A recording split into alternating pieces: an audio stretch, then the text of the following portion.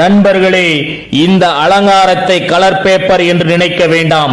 10 ரூபாய், 20 ரூபாய், 50 ரூபாய், 100 ரூபாய், 200 ரூபாய் புதிய நோட்டுகளை கொண்டு சுமார் 2 கோடி ரூபாய் நோட்டுகளில் பெங்களூர் ஜேபி நகரில் பிள்ளையாருக்கு ராஜ அலங்காரம் செய்து உள்ளனர். இந்த அலங்காரத்தை காண தினம் தினம் பக்தர்களை காந்தம் போல் சுண்டி இழுக்க பக்தர்களும் கூட்டம் கூட்டமாய் இந்த கோவிலுக்கு படையெடுத்து வருகின்றனர்.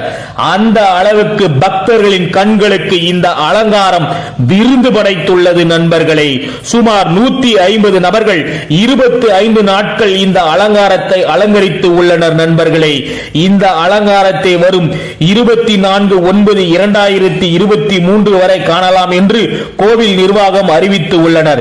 இந்த வீடியோவை பார்க்கும் நீங்கள் கண்டிப்பாக ஷேர் செய்வீர்கள் என்ற நம்பிக்கையில் புயல் பிரகாஷ் ஆகிய நான்